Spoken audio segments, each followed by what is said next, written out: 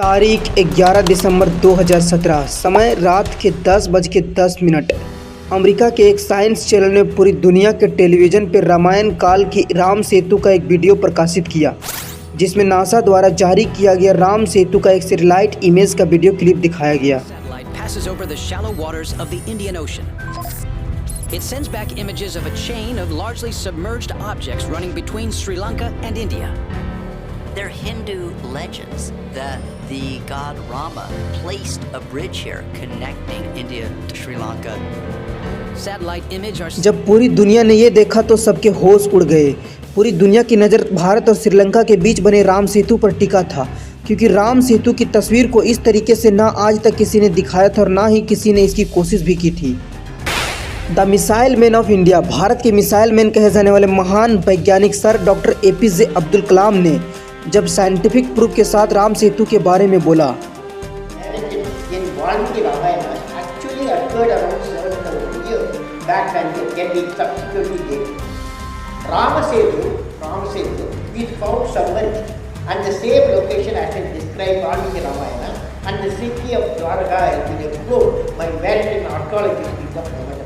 जनवरी 2021 में केंद्र सरकार ने राम सेतु के रहस्य को जानने के लिए केंद्रीय पर्यटन मंत्रालय ने एक रिसर्च को अनुमति दी थी। नमस्कार दोस्तों, आज की इस वीडियो में राम सेतु के बारे में जानने और समझने की कोशिश करेंगे। रामायण के इतिहास से लेकर 2022 तक क्या क्या हुए ये सब। हालांकि मेरे अंदर इतनी शक्ति या क्षमता नहीं है कि मैं राम सेतु की पूरी कहानी जैसे रामायण के अंदर उल्लेखित है, हमारी वाल्मीकि रामायण, तुलसीदास जी की रामायण में उल्लेखित है, उस प्रकार से बयां कर पाऊँ। लेकिन हाँ, मैं आपके सामने वर्तमान समय में जो तथ्य उपलब्ध है उसके हवाले से आपको राम सेतु का वर्णन करने का प्रयास करूँगा। भारत के एकदम दक्षिण में जहाँ रामेश्वरम है और श्रीलंका के पूर्वोत्तर में मन्नार द्वीप के बीच भारत को श्रीलंका से जोड़ने वाला लगभग 30 किलोमीटर लंबा एक पुल है। अगर सीधा मापा जाए तो 30 किलोमीटर और इन घुमावों को मोड़कर मापा जाए तो लगभग 48 किलोमीटर लंबा एक ब्रिज बना हुआ है। इसे ही आज के समय राम सेतु या एडम्स ब्रिज कहते हैं। इस सेतु का उल्लेख सबसे पहले वाल्मीकि द्वारा रचित प्राचीन भारतीय संस्कृत महाकाव्य रामायण में किया गया था, जिसमें भगवान श्री राम ने अपनी वानर सेना के साथ लंका पर चढ़ाई करने के लिए समुद्र से रास्ता मांगा। तो बहुत देर तक जब कोई जवाब नहीं मिला तब भगवान श्री राम ने समुद्र को सुखाने के लिए धनुष पर प्रत्यंचा चढ़ा ली। वो बाण छोड़ने ही वाले थे कि तब तक समुद्र देवता प्रकट हुए और कहे, आपकी वानर सेना में विश्वकर्मा पुत्र नल और नील नाम के 2 वानर हैं, जिनके पास समुद्र पर पत्थर तैराने की अद्भुत शक्तियां प्राप्त हैं। और इस तरह से भगवान श्री राम ने अपनी वानर सेना की मदद से मात्र 5 दिनों में पुल का निर्माण कर लिया। दोस्तों, सन 850 ईस्वी में एक पर्शियन जियोग्राफर इब्न खोरादेबे द्वारा अपनी पुस्तक books of road and kingdom में इस ब्रिज का जिक्र किया गया है। इसमें इसका उल्लेख सेंट बन्हेई या ब्रिज ऑफ द सी के नाम से किया गया है। इस सेतु का एक और मेंशन डच कार्टोग्राफर ने सन 1747 ईस्वी में किया था, जिसमें उसने इस रीजन को रमन कोइल यानी राम टेम्पल के रूप में दिखाया था। ये मैप अभी थंजावुर सरस्वती महल में रखा हुआ है। इस ब्रिज का एक और दूसरा नाम भी दिया गया है। एक ब्रिटिश कार्टोग्राफर ने सन 1804 ईस्वी में इसे एडम्स ब्रिज कहा। ये नाम अब्राहिम पर आधारित है। लेकिन दोस्तों, इस मामले में वैज्ञानिक दृष्टिकोण क्या कहते हैं? 14 दिसंबर 1966 को जेमिनी 11 से अंतरिक्ष से नासा ने राम सेतु का इमेज प्राप्त किया। इसके 22 साल बाद ISS-1A ने तमिलनाडु तट पर स्थित रामेश्वरम द्वीप और श्रीलंका के जाफना द्वीपों के बीच समुद्र के भीतर भूमि भाग का पता लगाया और उसका चित्र लिया। इससे अमेरिकी नासा के सैटेलाइट से लिए गए चित्र की पुष्टि हो गई। सैटेलाइट से खींचे गए चित्रों को अमेरिकी अंतरिक्ष अनुसंधान संस्थान नासा ने 1993 में दुनिया भर में जारी किया। नासा द्वारा जारी किए गए कुछ सैटेलाइट इमेज आप स्क्रीन पर देख सकते हैं। अंतरिक्ष से इस जगह की ली गई तस्वीर के अंदर दिखाया गया है कि किस प्रकार भारत और श्रीलंका एक सेतु के माध्यम से जुड़े हुए हैं। वाल्मीकि रामायण में जिस ब्रिज का जिक्र है, नासा ने अपनी तस्वीरों में इस बात की पुष्टि की है कि यह अंतरिक्ष से भी दिखाई पड़ता है। अमेरिका में एक टीवी चैनल ने, जो कि एक साइंस चैनल था, उसने अपने वैज्ञानिकों द्वारा इस राम सेतु का अध्ययन करवाया और अध्ययन के बाद आज से लगभग 5 साल पहले 11 दिसंबर 2017 को टीवी पर प्रकाशित किया। वैज्ञानिकों के द्वारा किए गए अध्ययन पर अमेरिकी चैनल ने यह दावा किया कि राम सेतु इंसानों के द्वारा बनाया गया एक ब्रिज है। ये वीडियो साइंस चैनल पर 2017 में रिलीज किया गया था। दोस्तों, जहां पर राम सेतु है वहां पर सैंडबर्ग यानी बालू और चट्टानें हैं, साइंस चैनल ने इस सिद्धांत का समर्थन करता है कि पुल मानव निर्मित है, जो Indiana university, north west Colorado boulder विश्वविद्यालय और दक्षिणी ओरेगन विश्वविद्यालय के वैज्ञानिकों के गठन और रिसर्च पर आधारित। पाया गया कि सैंडबर्ग प्राकृतिक हो सकता है, लेकिन उसके ऊपर जो चट्टानें हैं वह नहीं। प्रोमो में डिस्कस करने वाले वैज्ञानिक कहते हैं कि चट्टानें 7000 साल पुरानी है, रेत की लेयर केवल 4000 साल पुरानी है। दक्षिणी ओरेगन विश्वविद्यालय के ऐतिहासिक पुरातत्वविद और सहायक संकाय सदस्य चेल्सी रोज ने कहा, रेत की ऊपर की चट्टानें वास्तव में रेत से पहले की है। इस प्रोमो में बताया गया था कि रामेश्वरम से श्रीलंका के मन्नार द्वीप के बीच चट्टानों की श्रृंखला मानव निर्मित। साइंस को अभी के टाइम ये पता चला है कि जहाँ पे वो ब्रिज है वहाँ पे सैंड यानी बालू है और पत्थर है, और जो बालू है उसके बारे में कार्बन डेटिंग के द्वारा ये पता चला है कि बालू लगभग 4000 साल पुराना है और जो पत्थर है वो 7000 साल पुराना है। और आपको ये जानकर आश्चर्य होगा कि जो रामायण हुआ था वो भी लगभग 7000 साल पहले ही हुआ था। मतलब साइंस का कार्बन डेटिंग से पता लगाया गया एज और हमारे रामायण और बाकी रिलीजियस बुक्स में दोनों का समय मैच हो रहा है। नासा की सैटेलाइट तस्वीरों का हवाला देते हुए चट्टानों की श्रृंखला को प्राकृतिक नहीं बल्कि मानव निर्मित बताया गया। इसमें कहा गया कि इस बालू के ऊपर जो पत्थर रखे गए हैं उन पत्थरों को कहीं दूर से लाकर किसी ने यहाँ पर रखा था। इस बात की पुष्टि इससे भी होती है कि यहाँ पर जो बालू है वो 4000 साल पुरानी है, जबकि बालू के ऊपर रखी गई चट्टानें बालू से ज़्यादा पुरानी हैं। इससे पता चलता है कि चट्टानें यहाँ नहीं थी, कहीं और से इसे लाकर यहाँ रखा गया था। इन पत्थरों की मिस्ट्री के बारे में साइंटिफिकली बात करें तो ऐसे प्यूमिस रॉक यानी पत्थर होते हैं जो वोल्केनो यानी ज्वालामुखी के समय एकदम गर्म पत्थर बाहर निकलता है, तब उसमें एयर और वाटर ट्रैक हो जाता है, जिसके चलते उस पत्थर में तैरने की प्रॉपर्टी आ जाती है, इसलिए वो पानी में नहीं डूबता है। लेकिन कहानी यहाँ ख़त्म नहीं होती।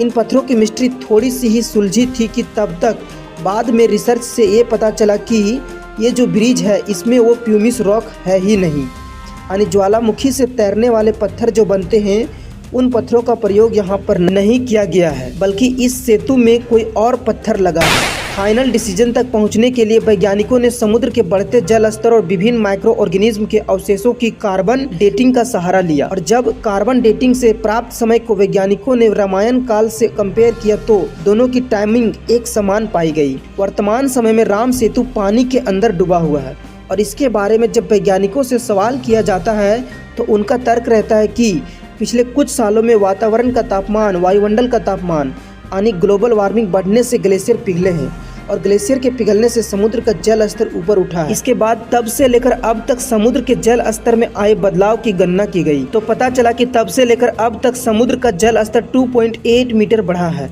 और राम सेतु की वर्तमान स्थिति देखी जाए तो आपको जानकर आश्चर्य होगा कि अब राम सेतु पानी की लेयर से इतने ही यानी 2.8 मीटर ही नीचे पाया गया है, यानी कि तब से अब तक समुद्र के जल स्तर में 2.8 की बढ़ोतरी हुई है। राम सेतु के ऊपर भी 2.8 मीटर ही पानी है, और ये बात हमारे भारत के महान वैज्ञानिक sir doctor APJ Abdul Kalam ने भी कहे हैं। Made by the Intergovernmental Panel of Climate Change, NASA Global Change Master Directory, the rise in the sea level during the last 7,000 years has been about 2.8 meters. Which roughly correspond to 9.3 meters, 9.3 feet. The remains of Ram Setu is found submerged. बताया गया है कि राम सेतु का पता चलने के बाद सेतु के पत्थरों में मौजूद सूक्ष्म जीवी फोरा मिनीफेरा, कोरल, उलाइट्स आदि के अवशेषों की कार्बन डेटिंग कराई गई।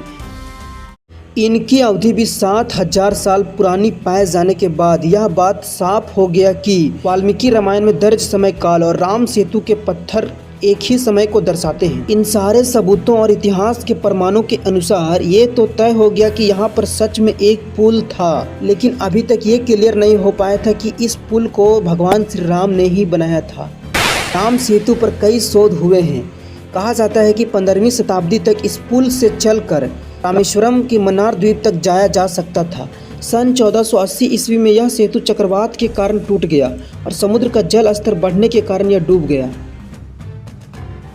साल 2005 में विवाद उस वक्त उठा जब UPA 1 की सरकार ने 12 मीटर गहरे और 300 मीटर चौड़े और लगभग 83 किलोमीटर लंबी चैनल बनाने वाले प्रोजेक्ट सेतु समुद्रम प्रोजेक्ट को हरी झंडी दे दी। ये प्रोजेक्ट बंगाल की खाड़ी और अरब सागर के बीच समुद्री मार्ग को सीधी आवाजाही के लिए खोल देती। लेकिन इसके लिए राम सेतु की चट्टानों को तोड़ना पड़ता। प्रोजेक्ट के समर्थकों के मुताबिक इससे जहाज़ों के ईंधन और समय में लगभग 36 घंटे की बचत होती, क्योंकि अभी जहाज़ों को श्रीलंका की परिक्रमा करके यानी श्रीलंका को लांघ कर जाना होता है। हिंदू संगठनों का कहना था कि इस प्रोजेक्ट से राम सेतु को नुकसान पहुंचेगा। 2005 में जब परियोजना को मंजूरी दी गई तब इसके विरोध में मद्रास हाईकोर्ट में याचिका दायर हुई। ये बात सुप्रीम कोर्ट तक भी पहुंची, जहां केंद्र की कांग्रेस सरकार ने याचिका में कहा कि रामायण में जिन बातों का जिक्र है उसके वैज्ञानिक सबूत नहीं है।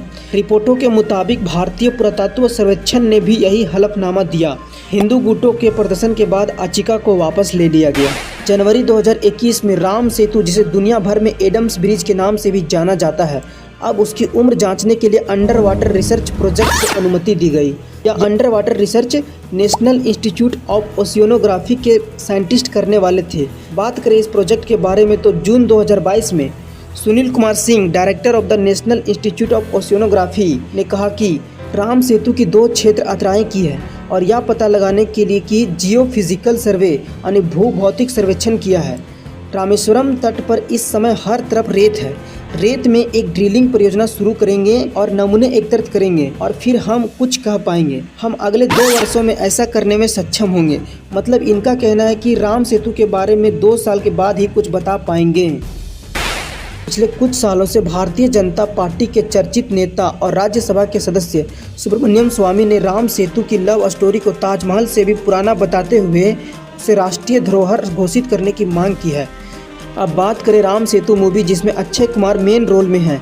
इस मूवी का ट्रेलर 11 अक्टूबर को रिलीज़ कर दिया गया, लेकिन राम सेतु का जो पोस्टर रिलीज हुआ था, इस पोस्टर में लिखा था कि राम सेतु मिथ और रियलिटी, यानी कि राम सेतु सच है या झूठ है, ऐसा क्वेश्चन मार्क करके पोस्टर रिलीज हुआ था। इस फिल्म में अक्षय कुमार एक आर्कियोलॉजिस्ट की रोल में हैं। आर्कियोलॉजिस्ट का मतलब होता है पुरातात्विक वैज्ञानिक। समझ लीजिए कि जो पुरानी चीज़ों को खोज और देखभाल करके पता लगाता है। आर्कियोलॉजिस्ट की भूमिका में अक्षय कुमार इस बात के बारे में प्रमाण एकत्रित करते हुए फिल्म में दिखाए जाएंगे कि राम सेतु वास्तविकता है। यानी कि इनका जो इस फिल्म को लेकर उद्देश्य है वो मुझे लगता है कि मूवी के एंड में इस बात को प्रूव करते हुए दिखाई देंगे कि राम सेतु रियल में था और रियल में है। ये राम सेतु मूवी 25 अक्टूबर 2022 को सिनेमाघरों में रिलीज होगी। अब मैं आपसे एक छोटी सी गुजारिश करूंगा कि मैंने अपने लेवल पर तथ्यों को बिल्कुल सटीक प्रस्तुत करने का प्रयास किया। मैथोलॉजी के अंदर तर्क को साइड में रखकर बातचीत की जाती है। मैंने आपको जो भी जानकारी दिया है वो सब तथ्यों पर आधारित जानकारी है। अगर आपके दिमाग में कोई और जानकारी है तो कमेंट में जरूर बताएं। अगर आप हमारी मेहनत को सराहना चाहते हैं तो चैनल को सब्सक्राइब करके बेल आइकन पे ऑल का ऑप्शन सेलेक्ट कर लीजिए और ऐसी वीडियो को शेयर जरूर करें ताकि हमें मोटिवेशन मिलता रहे ऐसी वीडियो बनाने को। धन्यवाद।